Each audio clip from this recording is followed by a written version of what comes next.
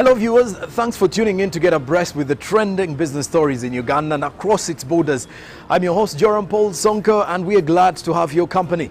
Let's check out the highlights. Uganda Airlines spreads its wings to Abuja, Harare and Lusaka. President Yoweri Museveni launches the multi-million-dollar Lake Victoria logistics plant in Kauku. MV Mpungu today at the Lake Victoria waterways, linking Port Bell to Mwanza. Clean cooking efforts intensified by Ministry of Energy and strategic partners. Now with that, we get right on to the money. And in our first report, Uganda Airlines has added 3 new exciting destinations to its routes map: Abuja, Nigeria, Lusaka, Zambia, and Harare, Zimbabwe. Flights to Abuja will commence on September 12th, followed by Lusaka and Harare on September 25th, 2024. Check this out. These additions expand the airline's network to 16 destinations, offering passengers a wide range of travel options across the continent. For the Lusaka and Harare routes, Uganda Airlines will deploy the Sierra J900 Mitsubishi aircraft in a triangular format connecting both cities. Similarly, Abuja will be integrated into the network using the Airbus aircraft, forming a new triangle with the existing Lagos route. This optimized fleet deployment is expected to generate a significant revenue increase, contributing to an estimated 10% to the airline's current earnings. The expansion is driven by Uganda Airlines' vision of establishing a robust regional network. We also want to create a robust regional network that will serve as a feeder for our long-haul market, especially London, which we'll announce one day, Bombay, which we're already operating, Gwangju, which we'll also announce in a few weeks, and Dubai. Would like to tap into the markets in Harare and Lusaka, which are top and unserved markets, and most importantly, to support Uganda Airlines Africa network connectivity, but also to connect Uganda to the south and more to the west. The launch comes at a time when the airline, which commenced commercial operations 5 years ago, is concluding their 3-year strategic plan and setting in motion a new 10-year vision. So the 10-year strategy for the airline is positioning ourselves to become the market leaders in Africa. And to do that, we need to have a very elaborate network which will enable us to fly into most of the destinations within the continent, which will grow the hub of Entebbe, which we are trying to build today. And we want to take advantage of this to become the market leader within the East African region, to become the hub of choice within the East African region, and be able to now filter people through the airport and also open up Uganda for the continent and for the world at large. With 19 daily flights currently in operation, Uganda Airlines is a major contributor to Entebbe International Airport traffic, accounting for roughly 20%.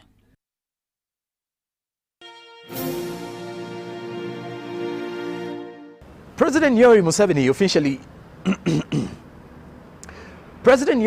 officially launched the multi-million-dollar fuel facility in Bugiri Bukasa on the shores of Lake Victoria.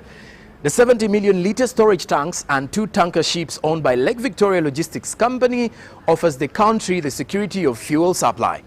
Dennis Igoa cover the event.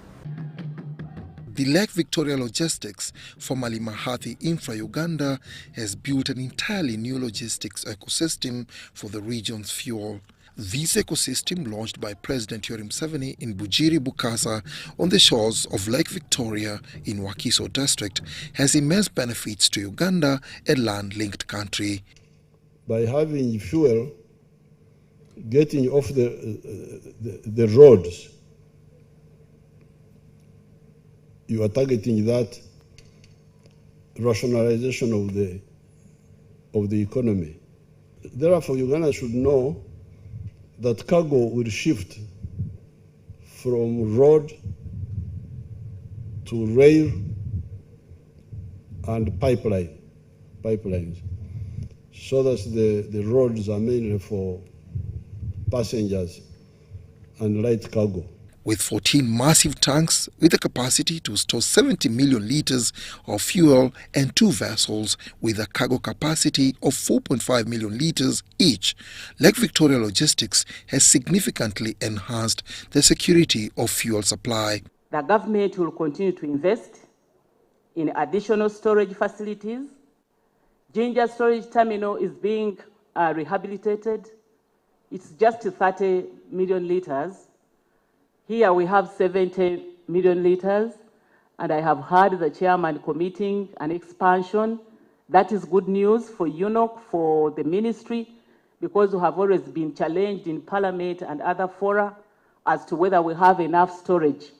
But I've been answering that we are having investors, we are having private sector, which is investing together with government. So we are going to see an improvement. Mahathi developed, and their plan has also been endorsed, examined and endorsed by the International Marine Organization, even with the assurance that the vessels are double hull and there's very little risk, if any, that there will ever be an oil spill.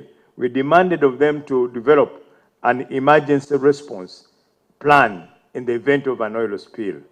That response plan was examined and passed and endorsed by the International Maritime Organization. The project, funded by the shareholders Mahathi Infra Services, Signon Group and Africa Finance Corporation, has cost US $100 million to date. It is the expectation of the investors that they will be given the much-needed support by the government of Uganda as well as the oil marketing companies. We now have the capacity to transport 90 million litres every month. Our future plans include constructing 2 more of the ships that you have seen and witnessed today, to bring the monthly capacity to Uganda to 180 million litres. This investment will be a major catalyst in reducing the cost of doing business in the country, because transport is one of the major cost pushers.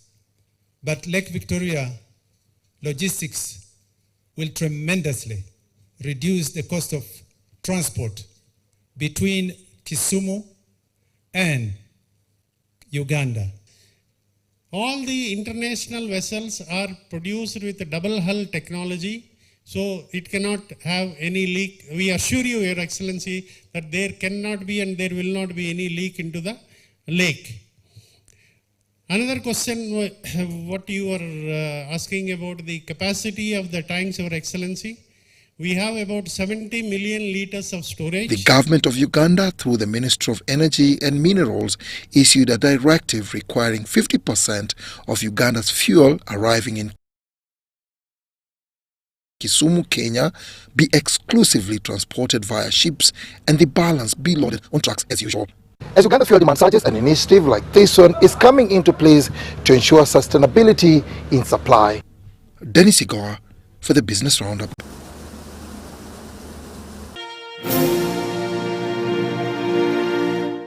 Relatedly, the East African Marine Transport is introducing a new locally made ship on the Mwanza, Tanzania, Port Bell, Uganda route. MV Mpungu, the first scheduled roll-on, roll-off vessel, is expected to boost bulk cargo transport on the Central Corridor route. We have more.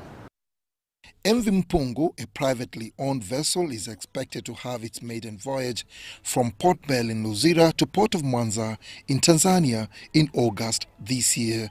The 96-meter roll-on, roll-off vessel seeks to transform regional trade and transport. If you understand that, that means there is no double handling, there is no time wastage in offloading a truck, loading a truck. If you're carrying a container, your truck gets onto the ship with the container on board. When you get to Mwanza, you drive off with your container all the way down to the port. And that's the unique offering. Lake Victoria, the world's largest tropical lake offers vast potential for trade and better connection. However, this massive water body is underutilized, says David Musoke, the acting managing director, Uganda Railway Corporation. So when we have Mpungu joining the state vessels, we had the 3, now we have 2. We expect to buy other 2. At least there is hope, and there are chances of higher business in the region. We thank you for that, and we pledge to continue working on unfinished issues. I think Captain knows well. The owners and operators of MV Mpungu have held a business engagement event ahead of the vessel's official launch. So imagine I'm a small manufacturer. Are we only focusing on FCL, so that if I'm a consolidator, I stay away from MV Mpungu, or that's a solution that you're going to cater to as well? You know, with logistics, we're in the world of risk. So I just want the team there to clarify what they are planning to do as in regards to insurance. The event in Kampala on the theme facilitating an efficient integrated logistics system through Lake Victoria via MV Mpungu sought to showcase the niche of the new vessel and also attract business. 2020 we eventually got to a point where we could sign the financial clause and do all the legalese, and it's taken 4 years to get to this point here where we actually have a vessel and are now sitting in front of you to convince you that the dream we had is something you need to buy into. Currently, we will start with 2 sailing, but at some point in time, we will do 3 sailing, because the rotation plan allows us to do 3 sailing, but that is always cargo dependent and how you buying the slot. So you're welcome to do business with us, and we look forward to more engagements with you. Thank you. Owned by the East African Marine Transport and operated by Green Road, a regional logistics company, MV Mpungu is the first scheduled roll-on, roll-off vessel on the Manza Port Bay route. Dennis Igoa for UBC Business.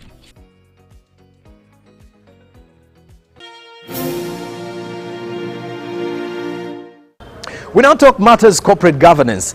The 3rd edition of the League of East African Directors Convention is set for the 25th of this month in Kampala. The event will be focused on addressing the most pressing challenges confronting businesses within the region. The LEAD Convention is a prominent gathering that unites corporate and non-executive directors from across the region. It serves as a vital platform for fostering collaboration, facilitating knowledge exchange, and sharing insights among directors, executives and influential decision makers across diverse industries. We would like to commend the leadership of the League of East African Directors for putting up and for showing resilience and not only talking about these concepts but also putting them in practice within this organization. According to Fiona Wall, the Chief Executive Officer LEAD, the 2024 convention will offer a diverse array of thought-provoking sessions. This includes roles and responsibilities of the shareholders, board and management. But sometimes we have seen, especially in institutions where there are grey lines between the shareholder, sometimes if it's government, sometimes if it's even another shareholder, interfering with the running of the organization or with the governance of the institution. We've also seen there are very legal ways in which the shareholder can get involved. This is at the shareholders meeting, through the AGM, those are the instruments the shareholder has to use. But then there is also the aspect of when it comes to the board, at what level does board stop and where does management begin? Now in its 3rd year, the convention is geared towards addressing the most pressing challenges confronting businesses in the region. Some of these things catch people when they do not know exactly, what better is, what better looks like. So this is an opportunity to see what good looks like, what better looks like, so that we can unlearn and learn new ways of governance. We believe in proper governance. We believe in governance of our people, our customers, youth, businesses, tomorrow's nation. And that is why we have been sponsors from the word go. We believe an investment here is worthy to move us all to a better place. Slated for the 25th of this month in Kampala, the 3rd Annual Lead Convention 2024 will center around the theme, Boards of the Future, Fostering Resilience in an Uncertain World. Now, the reason why you have a policy is because now to help your board have a proper oversight of that. And the moment now the oversight is there is when now you'll be able to even embed in the accountability aspect. The other aspects that we're going to look at are things that have happened in the past that are affecting us. There are trends that are changing. Technology is changing. Artificial intelligence, what does that mean? What is that dynamic and how should boards engage with it? I mean, there's a lot of board tools right now. As a company secretary, can you even dare to use AI to write your minutes?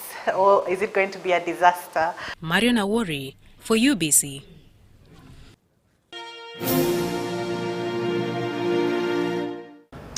Away from that, the Ministry of Energy and Strategic Partners are intensifying efforts to promote the transition to clean cooking forms in Uganda. This initiative prioritizes women and girls, aiming to protect them from the dangers associated with traditional and healthy cooking practices. We have the report.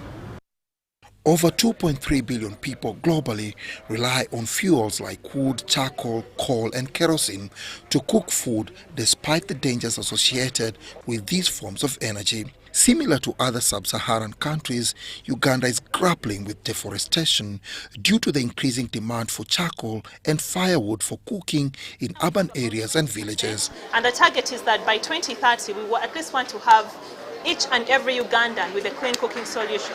No more using heavy reliance on charcoal. We want to see people using electricity, ethanol and all those other solutions for their better empowerment. But it's also a business. You can make money from selling these solutions. So we want to see how these women can work together. Lack of access to clean cooking solutions disproportionately impacts the health, education, employment and overall well-being of women and girls. It is against this backdrop that women from all walks of life across the country and beyond are gathered here for this high-level cooking workshop. As I had mentioned, we have 135 districts that are represented among these ladies. And these ladies are talking about how they can advance cooking. But also, because when people talk about ladies, they think, if it's a women's event, they think it's all about ladies. Among the things that we're also discussing is how can we bring the men on board to understand this? But when we embrace this clean cooking, we're going to remain healthy and live longer. This cleaning cooking technologies are very affordable. It's all about changing the mindset. It starts with us. The desire of this meeting, organized by the Ministry of Energy and its partners, is to influence a transition to clean cooking methods in Uganda. I'm really excited and optimistic about the future for clean cooking. And my message is that if someone from Kisenyi, who is already challenged, whose income is very limited, can buy a clean cooking product and use it and experience the benefits, what is your excuse? What is my excuse? When you look at most of those fuels and technologies, the government has been deliberate. They are tax-free. So LPG, for instance, Ugandans don't pay VAT on LPG. Ugandans don't pay any tax on ethanol for cooking. So the ethanol for cooking is zero rated, like we say. Biogas materials are tax-free. So the incentives, very important. With clean cooking technologies, the women can eliminate the exposure to indoor household air pollution, cut down on cooking time, reduce forest degradation, and leverage the time saved to engage in productive economic activities, among other benefits. Dennis Igoa for UBC Business.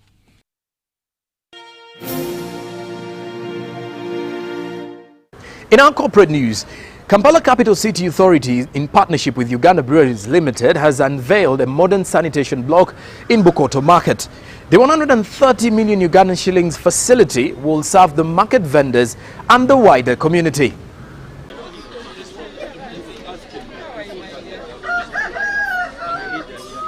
This facility has been built with the support of UBL, Uganda Breweries Limited, who have given us the total funding for it and have worked in partnership with KCCA in designing and construction so that we can serve the market vendors. I think this is the 8th one we have done in Kampala. We also partner with the Buganda Kingdom in providing sanitation facilities across. We have one in Katwe, Mulago, Mengo, Luakulabye, Chireka, Natete, Lubiri, Namuongo, and more.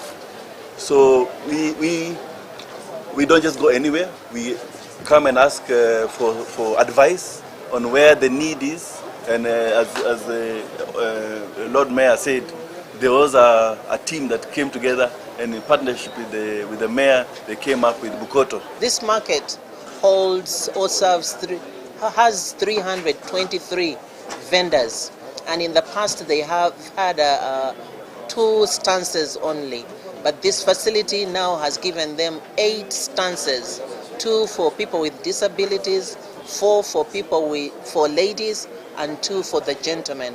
So we are so delighted and very grateful to UBL for this very generous gift, and I've urged the vendors to utilize it well and look after it so that it continues to serve them for a long time. Our agenda is to be a positive member of the societies where we operate. So we have a factory in Kampala. We want to be a positive member to contribute to the people of Kampala. Where we have farmers who are supplying us, we are also there, maybe doing different things like boreholes in that part of the country where they might need water more readily or better sanitation. So wherever we operate, we look to be part of that community. And we have found KCC as a fantastic partner with who to partner in Kampala, where our factory is located.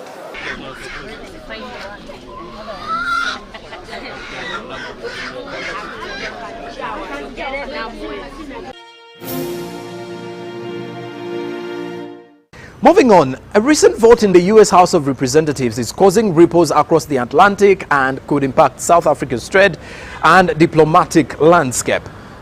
The vote calls for a comprehensive assessment of Washington's diplomatic ties with Pretoria. Check this out in our international story. The U.S. House of Representatives has called for a comprehensive review of Washington's diplomatic ties with South Africa, raising concerns amongst the local business community over trade and foreign investment. The growth in South African exports to the U.S. are quite significant. South Africa has probably about 600 companies, entities, U.S. entities based in South Africa. I think based on some last reports, those American companies contribute plus or minus 10% of South Africa's GDP, so it's quite significant. Any disadvantage or any raising of tariffs or putting us as a disadvantage with regards to how we trade in the U.S. won't be to our benefit. It seems South Africa's foreign policy position is the elephant in the room. Even after the U.S. held its AGOA summit in Johannesburg last year, experts believe South Africa's strong stance against Israel and its relationships with countries like Russia, China and Iran triggered the review. South Africa's foreign policy has become an issue for the U.S. because it's engaging with a lot of people or countries that the U.S. is not happy with. And of course, it is a US program, so they do have the prerogative to remove countries from the list, as they did with several countries, including Uganda. Last year, they took 4 countries off the list for human rights issues and democratic issues, such as some of the central the West African states that are now under military rule. The automotive sector, for instance, could see increased costs and reduced competitiveness in the US market. The textile industry might struggle with higher tariffs and stricter regulations, making it harder to compete. And in agriculture, South African farmers could face new obstacles in exporting their products. From 2015 to 2021, the quantum of the trade between the US and South Africa increased from about $14 billion to about 21 billion US dollars, so almost a 15% growth. That's quite impressive. From an export perspective, South Africa has exported over the same period of time plus or minus 14 billion US dollars. So that's quite significant. South African businesses are understandably concerned. Business advocacy groups are urging both governments to seek constructive dialogue in order to prevent any negative fallout. Sumitra Nadu, CGT in Johannesburg, South Africa.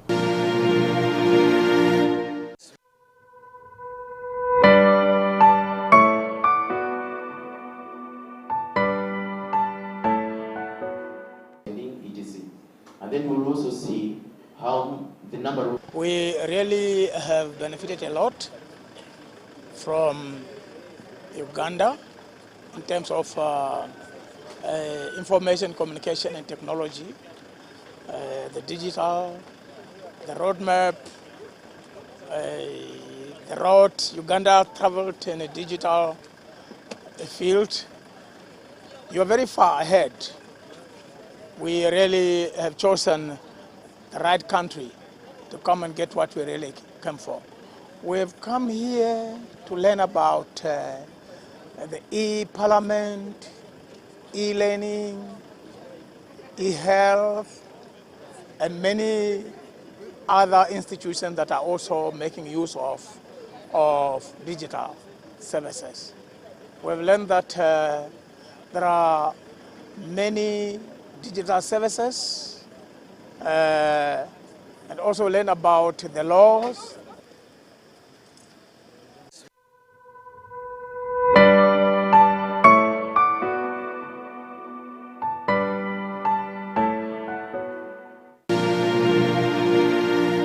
In our Sounds of Business, we take you to Bukakata landing site in Masaka district. The landing site is a docking area for the ferries that ply the Kalangala Island route and the mainland of Masaka. Now, over the years, the landing site has steadily developed due to fishing and commercial agriculture activities in Sese Islands. Again, check this out in our Sounds of Business.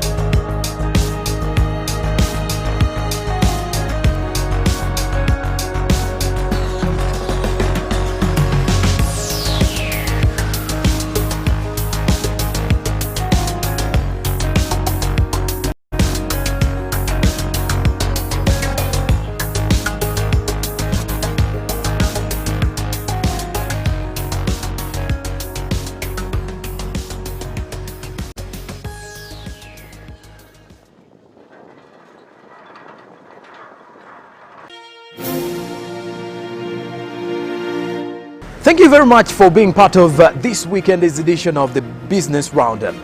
Now, with the ongoing corruption scandals in the country, the allegations seem to be pointing to those who are supposed to serve the mwananchi or the common man. The question is, how did we get here?